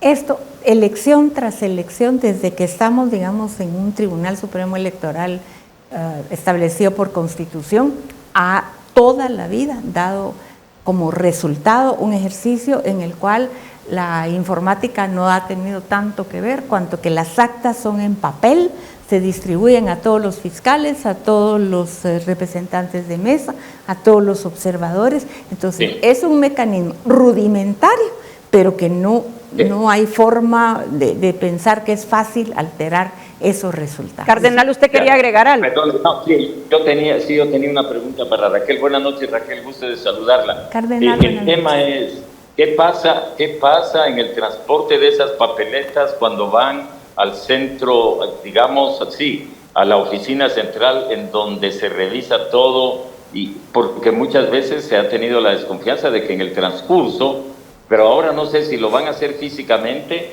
o si lo van a hacer electrónicamente. Es decir, los resultados de las mesas, los que han estado ahí vigilando verifican.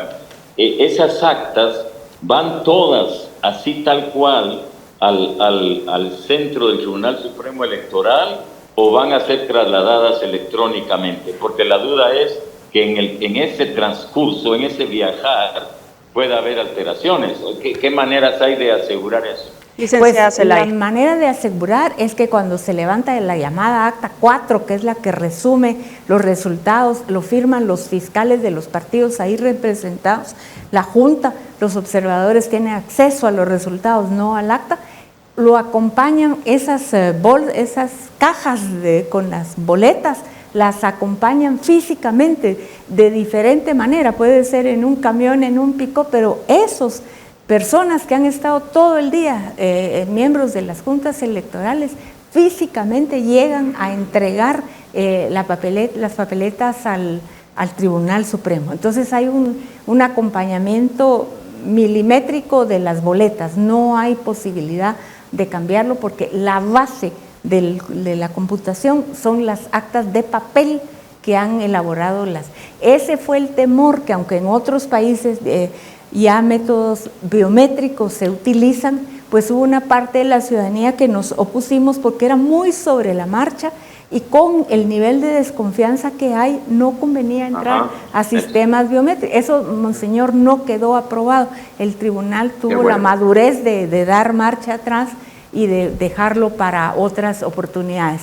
Pero cuando no hay una información completa queda la idea de que esto se iba a dar, pero no, es muy noble, es muy cívica la actuación de esas juntas que realmente ad honorem y pasándose ahí riesgos y en zonas a veces adversas, lo hacen acompañando los papeles como cosa propia. Y ahí tal vez valdría la pena hacer la diferencia para la audiencia, que una cosa son las juntas electorales y otra cosa es el Tribunal Supremo Electoral. Sí. En ese sentido yo quisiera retomar algo que decía el cardenal. Hace falta que este Tribunal Supremo Electoral retome la confianza. Licenciada Zelaya, ¿cómo se hace eso a estas alturas? Pues vea, yo creo que el tema de la elección, por eso, monseñor, la primera vez que me contradigo con un cardenal, yo sí creo que siempre, dice usted, es un evento histórico, pero ya, si sobre una desconfianza bastante profundizada, las elecciones no mandan resultados que inspiren confianza, ¿cuál es lo que viene?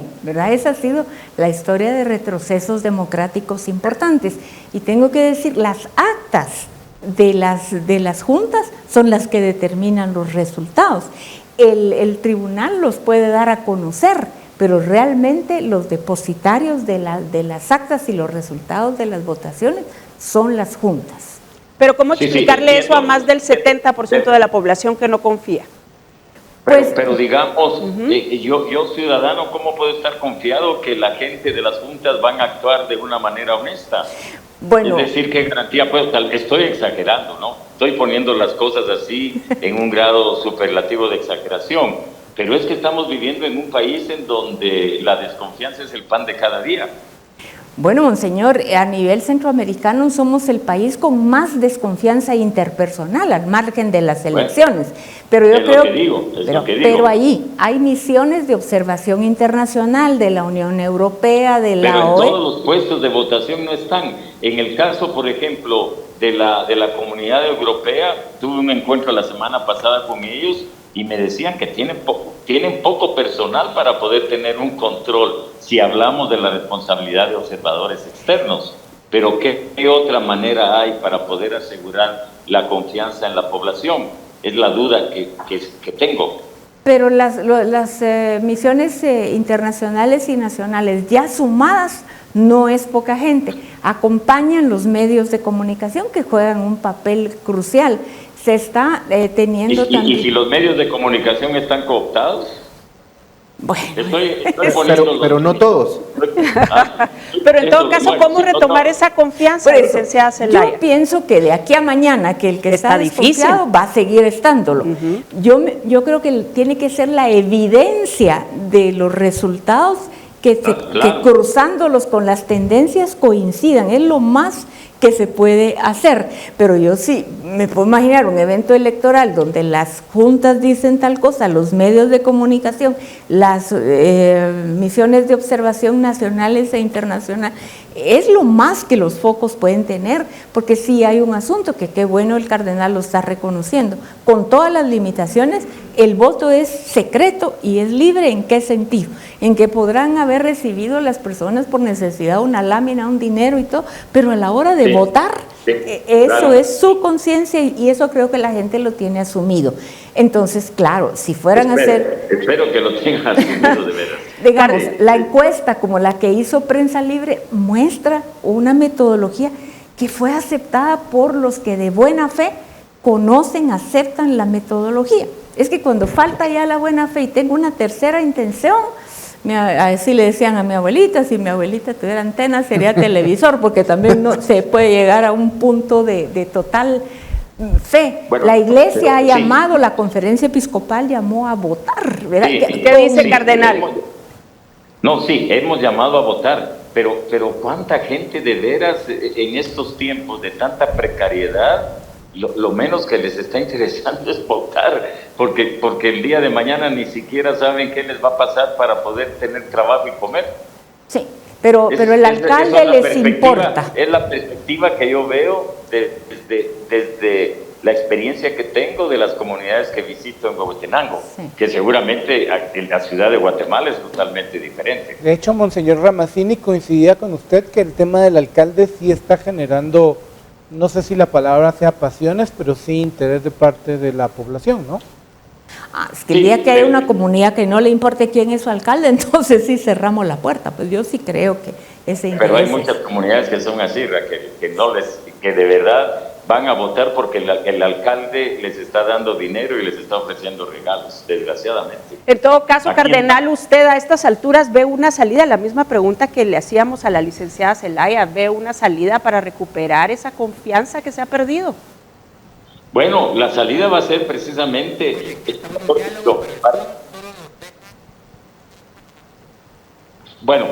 para poder dar una respuesta a esto, el indicativo va a ser mañana la asistencia, sí, de las personas a la votación. Sí. Si tenemos de verdad un porcentaje alto, eso me va a devolver a mí una mayor confianza en la población. Cardenal, vamos a ver. Una pregunta, y muy rápido. Tuvimos antes de ustedes dos al presidente del CACIF, tuvimos también al doctor Roberto Moreno de la UVG, y doña Raquel Zelaya también nos lo ha dicho. ¿Usted coincidiría con ellos tres en que uno de los primeros pasos de las nuevas autoridades debe ser reformar la ley electoral? Pues mire, yo he participado en foros desde hace años hablando de este tema, y lo que duele es que no oyen las voces de muchos ciudadanos que queremos realmente que se den esas reformas. Desgraciadamente no han tomado en cuenta esto, que es una decisión muy, muy importante para el país. ¿Y en qué puntos, absolutamente de acuerdo, puntos, cardenal, urgiría? Por ejemplo, el tema, solo por poner un ejemplo, ¿no? El tema del nombramiento de gobernadores. Los gobernadores no son sino, no encuentro ahora la palabra, pero son los que le hacen los mandados al presidente.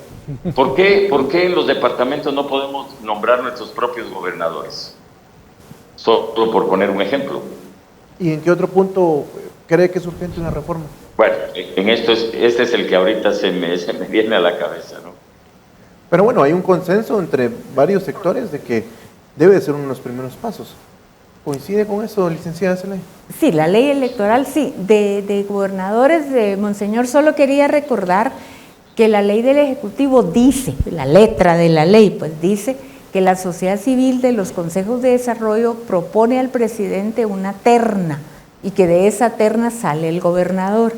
Yo creo que en lo que reforma la ley electoral deberíamos hacer que se viva esa ley que pensó. Totalmente de acuerdo. ¿Verdad? Entonces, totalmente de acuerdo, porque a la hora de la propuesta de la terna, ¿quiénes las hacen? Yo lo he visto en Huehuetenango. Las hace un grupo de personas, pero no la hace la población. Y aquí entramos a otro tema, pues que ya no da tiempo a tratarlo, que es el tema de seguir trabajando por una ciudadanía consciente, responsable y madura. Pero ese es lo que queda ahí delante para hacer.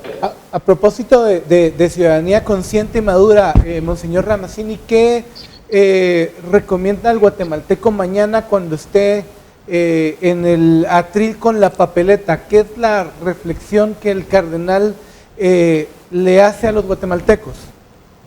Bueno, la reflexión sería, piensa, ¿qué país quieres?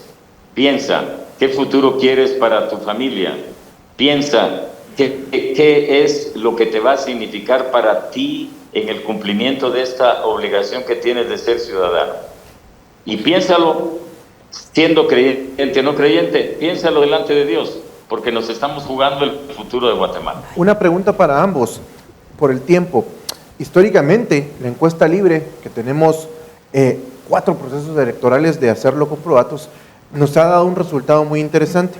Dice que tanto los líderes de la Iglesia Católica como los líderes de la Iglesia Evangélica son en los que más confía la población, y después de ellos está el ejército. Pero no hay nadie, incluso los medios de comunicación, los políticos, los académicos, todos, no hay nadie que tenga los niveles, y le digo una historia de 12 años medida, que tenga la confianza y la credibilidad de parte de la población.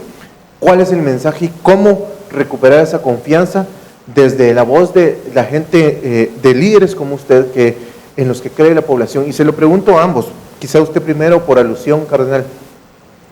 Bueno, pero aquí tenemos una gravísima dificultad, y es que yo como obispo, aunque la gente tenga confianza en mi pensamiento, yo nunca le voy a decir a la gente por quién votar.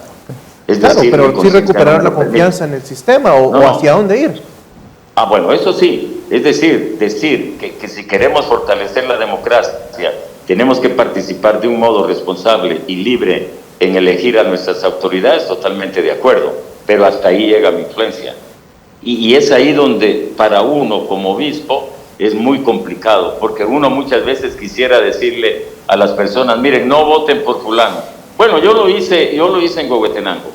Yo le dije a las personas ayer en San Juan Ixcoy, miren, no voten por los 10 diputados que están ahora representando a Huehuetenango porque no han hecho nada de lo que deberían de hacer como diputados. Se los dije y lo pensé muy bien antes de decirlo, pero lo vuelvo a repetir, de veras. Licenciada. Bueno, dos cosas. Bien, yo creo... solo antes, perdón, licenciada Zelaya, vamos a agradecer al cardenal Álvaro Ramazzini por habernos acompañado esta noche, cardenal, y la invitación queda abierta para seguir conversando con usted el día de mañana y los siguientes días después de la elección, por supuesto. Bueno, y gracias por la oportunidad y les deseo éxitos en tu trabajo y un gran gusto haberla escuchado, Raquel. Y solo es aclarar, Alejandra, que despedimos al cardenal por una cuestión técnica. ¿Sí? de la cantidad de minutos que tenemos para hacer el enlace, para que quede claro por qué lo estamos Sí, en todo caso vamos a preguntarle a producción si podemos enlazarnos de nuevo, y si no es así, pues cardenal, muchísimas gracias. Que pasen muy buena noche y éxitos en tu trabajo. No desfallezca, no desfallezca. Gracias, cardenal. Buenas noches. Licenciada Zelaya, ahora sí la escuchamos. Pues yo creo que como resultado de la encuesta, que no es la primera vez que da la enorme confianza que inspiran las iglesias en la ciudadanía, les da a ellos una responsabilidad no de orientar el voto, sino de la formación cívica y ciudadana, porque ahí sí que Konrad Adenauer decía que no podía haber una democracia sin demócratas, y eso es lo que sucede. Somos una sociedad muy autoritaria, muy desconfiada por razones obvias, pero tenemos que ir rompiendo esas barreras de desconfianza, de no valorarnos y conocernos, y que haya esos liderazgos que lo pueden provocar. No se necesitan 200 líderes, se necesitan unos 5 o 6 que serían muy capaces de armar los lazos de entendimiento que necesitamos. Bien, pues ya a manera de conclusión, licenciada Zelaya, porque ya nos dijo producción que tenemos que irnos, pero en todo caso, las recomendaciones para el día de mañana, su mensaje para la audiencia. Pues yo creería que hay que tratar las personas que estén empadronadas y con capacidad de votar, que lo hagan, que tomen conciencia, aunque las guíe el interés de su diputado distrital o de su alcalde, pero es un ejercicio ciudadano. El abstenerse de pronunciarse en un esfuerzo que tanto ha costado en la historia política de Guatemala, también no deja de ser un poco ingrato. Y también que veamos que se tienen que, con el tiempo, ir corrigiendo las formas de que se educa a la ciudadanía en ese ejercicio, no solamente de las elecciones, sino también de por qué no sabemos por quién votar, porque no nos hemos interesado por la política que ha hecho nuestro diputado distrital, nuestro alcalde. Entonces yo sí llamo a que haya realmente un deseo de demostrar que logremos participación al menos igual de eventos anteriores. Bien, pues licenciada Raquel Zelaya, muchas gracias por habernos acompañado esta noche en Decisión Libre, y también la invitación queda abierta para usted para seguir conversando. Antonio. Solo un mensaje, la noche empieza un poco, o va un poco agitada, los invitamos a que se trasladen hacia nuestras plataformas digitales, hacia prensalibre.com y guatevisión.com, porque hay dos situaciones y las reporto porque creo que vale la pena. Sí, por favor. Una, en Villanueva siguen los problemas por denuncias y cada vez se están sumando más candidatos a alcalde por supuestas anomalías que estarían cometiendo allegados al candidato o al actual alcalde. Y luego una situación muy tensa, nos reporta ya la zona 1, el centro de datos en zona 1, en la redacción de Prensa Libre, en Campur, en Carchá. Ya ha intervenido la PNC, grupos de simpatizantes de otro partido se están enfrentando aparentemente o han detenido a simpatizantes del partido oficial porque aparentemente estaban trasladando víveres y la gente cree que era para inferir o intervenir en los votos. Entonces ya la PNC está a cargo. Le rogamos que se pasen a prensalibre.com, a guatevision.com. Hay un equipo que no va a dormir literalmente. Mañana abrimos a las 4 de la mañana, a las 5:30 la transmisión televisiva, pero en la página web y en redes sociales seguimos la actualización completa. El equipo no duerme, como se lo prometimos ayer, 130 personas generando contenido a través de plataformas, el impreso, la web y la televisión. Gracias, licenciada Zelaya. A ver, Otto. Recordando, arrancamos 5:30 transmisión en cerca de 20 puntos en todo el país. Además, esta transmisión nos va a llevar hasta que tengamos los resultados finales, que podamos tener una tendencia en la que podamos contar quiénes van a pasar a segunda ronda o quién va a ganar la elección presidencial ante cualquier eventualidad. Y hay que mencionar también, vamos a contar de los casos de los alcaldes, las poblaciones que más guatemaltecos tienen. Todo por Guatevisión, canal 12, y también por Centroamérica TV. Vamos a estar ahí contando lo que está pasando, además de todas las plataformas. Un equipo de casi 70 personas está en la operación de televisión y nuestros periodistas, que son casi 30, que están desplegados en todo el país para Guatevisión, pero también, como lo planteaba Antonio, para las plataformas de Prensa Libre de Guatevisión. También un agradecimiento muy especial a la familia Parada, que nos acompaña con la interpretación de lengua de señas. En este momento vemos en pantalla precisamente a Doris Parada, así que estén pendientes de nuestra programación. Nosotros le mantendremos informado. Gracias por su sintonía. Esto es Decisión Libre. Buenas noches, que descansen.